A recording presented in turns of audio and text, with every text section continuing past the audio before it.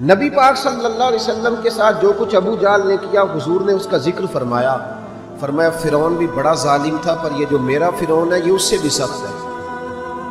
فرعون سے سخت کہا ابو جہل کو، لیکن جب اکرمہ بن ابو جہل نے کہا نا میں کلمہ پڑھنا چاہتا ہوں، ناراض نہ ہونا، ہم عزت نہیں دے پا رہے۔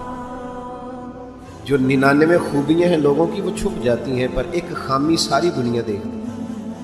یہ ہمارے اندر کی وہ کمزوری ہے جس نے ہمارے علماء اور مشائخ اور بزرگوں تک کو معاشرے کے اندر بدنام کر دیا ہے۔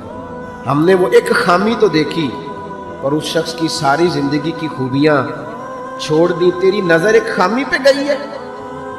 اس کا مطلب ہے تیرا اس مکھی سے تعلق ہے جو صرف گند پہ بیٹھتی ہے، پھول اسے نظر ہی نہیں آتا۔ ہماری ہر محفل میں جب کوتاہیاں ڈسکس ہوں گی تو پھر دنیا میں اچھا کون بچے گا؟ رسول کریم عزت دینے آئے، سنو اور یاد رکھو، اکرمہ بن ابو جہل کے بیٹے کلمہ پڑھنے آ رہے ہیں۔ میرے قریب رسول حضرت ابو بکر صدیق فرماتے ہیں میں اس دن اتنا رویا کہ میری داڑھی آنسوں سے بھر گئی۔ نبی کریم فرمانے لگے بھائی مجھے خبر ملی ہے کہ اکرمہ کلمہ پڑھنے آ رہا ہے، آؤ ذرا سارے بیٹھو میری بات سنو، حضور حکم کرے۔ تو محبوب نے فرمایا کوئی اس کے سامنے اس کے باپ کو گالی نہ دے، کوئی اس کے باپ کو اس کے سامنے برا کہہ کے نہ پکارے، کوئی یہاں ایک اور بات بھی کرنی بڑی ضروری سمجھتا ہوں، جو پکا بے ایمان کافر تھا، بے ایمان، جب حضور نے منع کر دیا کہ اس کے بیٹے کو تکلیف ہوتی ہے، جس کا کفر نص قطعی سے ثابت ہے، ان الذین کفروا سواء علیہم انذرتهم ام لم تنذرهم لا یؤمنون۔ اس آیت کی تفسیر میں جہاں بھی آپ کھولیں گے پہلا نام ابو جہل کا ملے گا، جس پر نص آ گئی کہ اس کی قسمت میں کفر ہے۔ جب وہاں حضور نے فرمایا باپ کو کافر نہ کہنا، بیٹے کو تکلیف ہوگی، تو بتا جب تو حضرت عبداللہ اور سیدہ آمنہ کے بارے میں بات کرتا ہے تو حضور کے دل کو تکلیف نہیں ہوتی؟ شرم نہیں آتی لوگوں کو؟ حیا نہیں آتی؟ حضور کا دل دکھاتے؟ اور دیکھیں عبداللہ کا معنی اللہ کا بندہ ہے، اور جو آمنہ نام ہے اس نام کا حسن تو دیکھیں، ہو درود تجھ پہ بھی آمنہ اور تیرے لال پر بھی سلام ہو۔ تو تھوڑا آپ بھی پہچانا کریں، جو تیری اماں کو برا کہے تو سلام نہیں لیتا، اور جو نبی پاک کی اماں کے بارے میں بات کہتا ہے تو کہتا ہے مولوی صاحب رل مل کے رہنا چاہیے۔ عجیب بات ہے نا تیری، اس بندے سے سلام لے لے، اس سے گلا ملا لے جس کے سینے میں نبی پاک کے والدین کے بارے میں بغض چھپا ہوا ہے، اس شخص سے سینہ ملائے۔ تھوڑا سا سوچا کریں ہمارا کسی سے جائیداد کا کیا رٹا ہے۔ تو یاد رکھیں اکرمہ جب آ رہے تھے تو نبی کریم علیہ السلام نے فرمایا کوئی اسے اس کے باپ کو اس کے سامنے برا نہ کہے۔ حضرت ابو بکر صدیق کہتے ہیں پھر حضور نے فرمایا کوئی اس کے باپ کا کفر نہ گنوائے، کوئی اس کی زیادتیوں کا ذکر نہ کرے، کوئی اس کے بارے میں کوئی آیت نہ پڑھے، کوئی میرا قول نہ دہرائے۔ حضرت سیدنا ابو بکر صدیق فرماتے ہیں میں رونے لگا تو مجھ سے حضرت ابو دردہ کہنے لگے آپ کیوں رو رہے ہیں؟ تو میں نے کہا میں رو رہا ہوں محبوب کی رحمت للعالمین پہ کہ محبوب یہ کس کے استقبال کی تیاریاں کرا رہے ہیں، اور ساری زندگی تکلیف دی کن کے استقبال؟ خدا را ساری۔ اب یقین کریں آپ بیٹھ گئے کسی مجلس میں، ناراض نہ ہونا، علماء نیک لوگوں کی بات نہیں کرتا، اپنی اور آپ کی کر رہا ہوں۔ ہم کسی محفل میں بیٹھ جائیں نا، ہم نے اب گناہوں کے نام بدل لیے، جھوٹ کا نام ہم نے بہانہ رکھا ہے، میں بہانہ کر چڑھیا سی، حالانکہ سچی بات کیا ہے؟ جھوٹ بولا۔ اور یہ غیبت کا نام ہم نے بدل کے گپ شپ رکھا ہے، تھوڑی دیر گپ شپ کرے۔ وہ گپ شپ کیا ہے؟ بڑے بڑے مذہبی لوگ میری طرح کے جبہ و دستار، وہ ساتھ والی اتنا اپنی جماعت کی تبلیغ کرنا ضروری نہیں سمجھتا جتنا ساتھ والی جماعت پہ تنقید کرنا ضروری سمجھتا۔ یوں لگ رہا ہے جیسے مقابلہ چل رہا ہے مذہبی لوگوں کا آپس میں، ہر آنے والے کو اور ہر ملنے والے کو اور ہر جس آدمی کا نام ہے اس کی کوئی نہ کوئی کوتاہی تلاش کر کے رکھنا ہمارا وتیرہ بن گیا ہے۔ اس مزاج کو بدلنا پڑے گا۔ جب یہ مزاج بدلے گا تو معاشرے میں حسن پیدا ہوگا۔ میری طرف جو آدمی بھی تھوڑا سا ممبر پہ بیٹھنے لگتا ہے وہ کہتا ہے میں ہی دین کا کام کر رہا ہوں، جو جماعت بھی کام شروع کرتی ہے کہتے ہیں صرف ہم نے کیا۔ بھئی تم نے کیا تو تم سے پہلے غیر مسلم تھے سارے، تمہیں کیسے پتا چلا یہ دین ہے؟ تھوڑا تھوڑا نرمی پیدا کریں، رویوں کو ٹھنڈا کریں۔ حضرت عمر بن عبدالعزیز گزر رہے تھے، لکڑی کے جوتے پہنے ہوئے تھے، ایک بوڑھے بابا جی سڑک کنارے سو رہے ہیں، حضرت کا پیر آ گیا تو بابا جی اندھیرا تھا، جلدی سے اٹھے. جب بندہ اس طرح ہڑبڑا کے اٹھتا ہے نا اچانک فٹافٹ، تو وہ کچھ سخت بات ہی کرتا ہے. تو بابا جی نے اچانک ٹکر ہو موٹر سائیکل کی بالکل، تو یکدم جملے کیا ترتیب پاتے ہیں آپ اندھے. تو بابا جی نے بھی اٹھتے کہا حال انتم العاما، پیر پہ پیر آیا. تو بزرگ کہنے لگے آپ اندھے. اب بڑی سخت بات تھی، معمولی آدمی نہیں، بادشاہ ہیں، اور اکیلے نہیں، 4-5 سپاہی ساتھ ہیں، ہاتھ میں تلواریں ہیں، نیزیں ہیں، برچیاں ہیں. اور یہ وہ دور تھا کہ وہ بادشاہ کہلاتے تھے لوگ، جمہوری حکومتیں نہیں، ان کا سکہ چلتا تھا. اتنے بڑے آدمی کو کہہ دیا آپ اندھے. اس نے کہا آپ اندھے. حضرت عمر بن عبدالعزیز نا ہلکا سا مسکرائے اور مسکرا کے کہنے لگے نہیں بزرگوں، مجھے نظر آتا ہے. وہ جو ساتھ تھے نا سپاہی، چائے سے کیتلی ہمیشہ زیادہ گرم ہوتی ہے، تو ان سپاہیوں نے تلواریں نکال لی. آپ نے فرمایا تمہیں کیا ہوا؟ کہنے لگے حضور اس نے آپ کو اندھا کہا ہے. آپ فرمانے لگے نہیں انہوں نے تو نہیں کہا. کہا جناب کہا ہے. فرمایا نہیں کہا. کہا جناب کہا ہے. فرمایا بابا جی باتیں تم سے کر رہے تھے مجھ سے کر رہے تھے؟ کہا حضور وہ آپ سے کر رہے تھے. تو فرمانے لگے نادانو، انہوں نے مجھے اندھا نہیں کہا، بلکہ وہ تو استفہامیہ جملہ تھا. انہوں نے پوچھا ہے کہ آپ اندھے تو نہیں، تو میں نے کہہ دیا نہیں مجھے نظر آتا ہے. اس میں جھگڑے والی کون سی بات ہے؟ یعنی جتن تے ہر کوئی کھیڑے نا، کدی ہارن بھی تے کھیڑ فقیرا، اور جتن دا مل کوڈی پہ گئی ہارن دا مل ہیرا.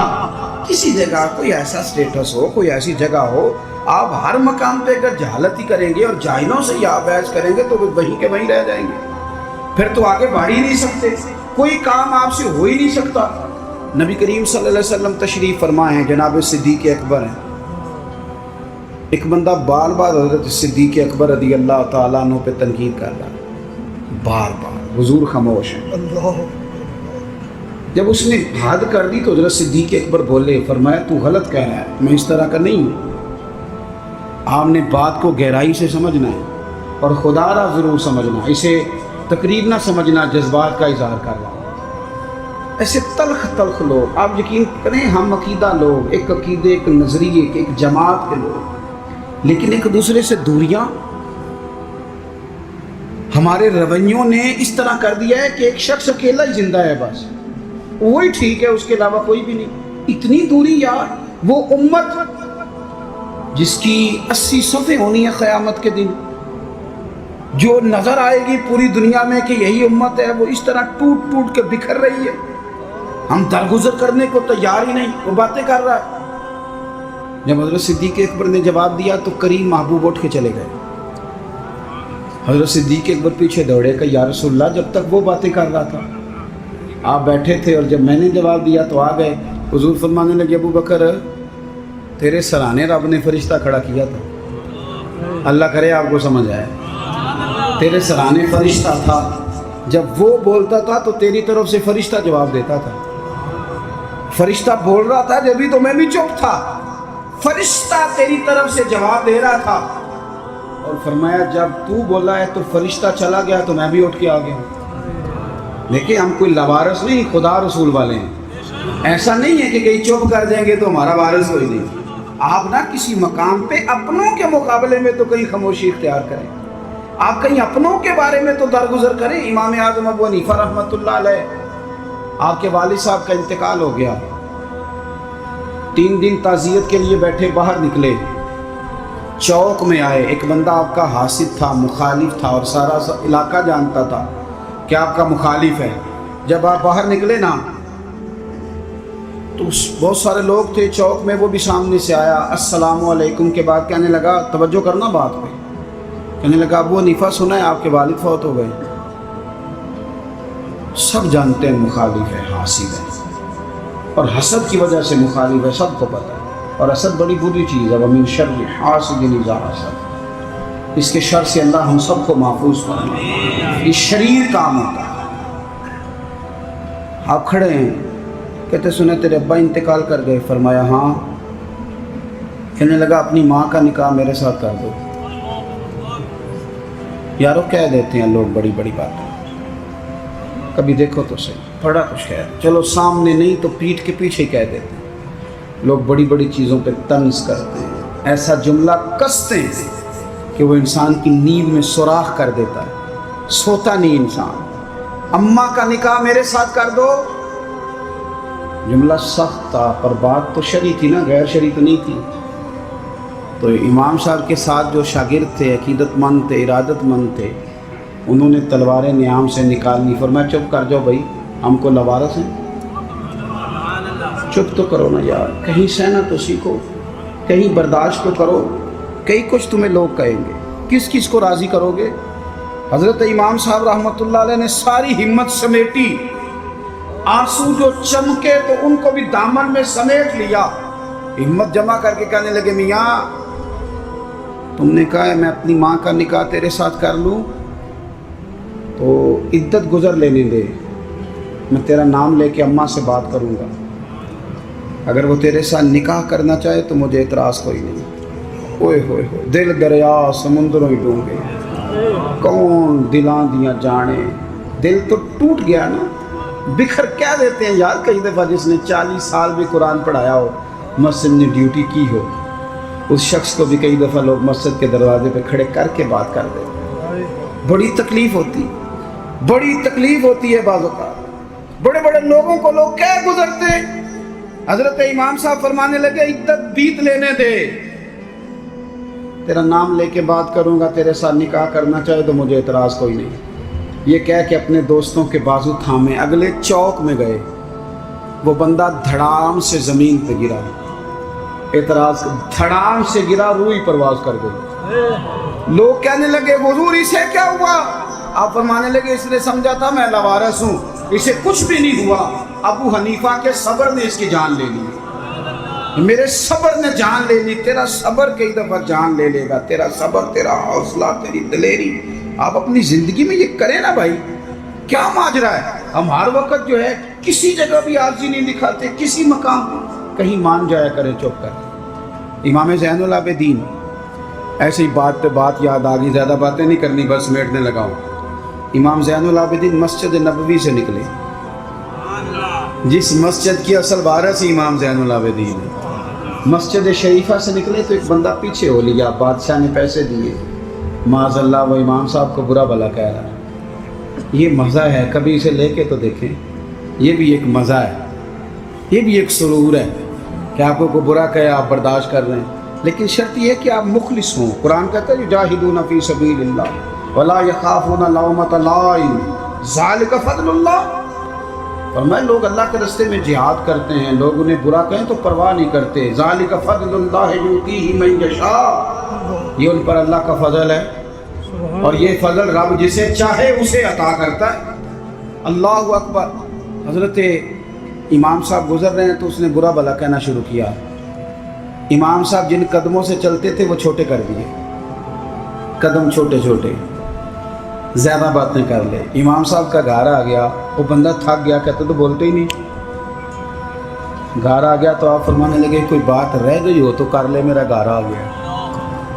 وہ کہتا ہے مجھ پر تو کسی نے بجلیاں ہی گرا دی، پہلے میں نے اخلاق سنا تھا، اب میں نے اخلاق دیکھ لیا، بجلیاں گر گئی، سناٹا چھا گیا۔ جب میں سختے میں آ گیا نا، ہم تو دشمن کو بھی پاکیزہ سزا دیتے، کہتے جب میں پورے سختے میں آیا تو امام زین العابدین کہنے لگے ٹھہر جا ذرا، جانا نا۔ اندر تشریف لے گئے، ایک بوتل سرکے کی لائے، ایک شہد کی لائے، اور مجھے تھما کے نا، لمبی بات پھر بھی کوئی نہیں، میرے ہاتھ میں تھما کے کہنے لگے کہ لے جا، میرے دادا مولا علی نے فرمایا تھا پتر جو دروازے تک آئے اسے خالی نہیں بھیجا گیا، کہ لے جا تیری مہربانی، تحفہ ہے رکھ لے۔ وہ شخص کہتا ہے امام صاحب پلٹ کے اندر جانے لگے تو میں قدموں سے لگا، پیر چوم کے کہا حضور وہ تو کسی بدبخت نے میری ڈیوٹی لگائی تھی، قربان جاؤں، قریب آ کے پتہ چلا ہے اگر نواسے کے اخلاق کا یہ حال ہے تو محمد عربی کا اخلاق کس طرح ہے، رسول کائنات علیہ السلام کے اخلاق عالیہ کا حسن کیا ہوگا۔ آخری بات یہ ہے کہ والذین یبیتون لربہم سجدا وقیاما، نری تقریریں نہیں، نری باتیں نہیں، رب کے بندے رات سجدے اور قیام میں گزار۔ آپ نہ لوگوں کو کتنے بھی دکھ بتائیں گے تو کمزور ہوتے جائیں گے، جتنا آپ لوگوں کے سامنے اپنی پریشانیوں کا ذکر کریں گے کمزور ہوں گے، اور جتنے دکھ مصلے پہ بیٹھ کے رب کو بتاؤ گے طاقتور ہوتے جاؤ گے، طاقتور ہوتے جاؤ گے۔ آپ نا جب رات کو بیٹھتے ہیں اور آپ کا مصلہ آباد رہتا ہے، یہ موبائل یہ ساری چیزیں آپ کی جان چھوڑتی ہیں، اور صرف زیادہ نہیں، آدھے گھنٹے کے لیے 20 منٹ کے لیے چند نفل پڑھ کے تلاوت کر کے درود و سلام پڑھ کے جب ہاتھ اٹھاتے ہو نا، تو آپ کو اللہ روحانی قوت دیتا ہے۔ یہ جو سجدے کا نور ہوتا ہے یہ بندے کو طاقتور کرتا ہے۔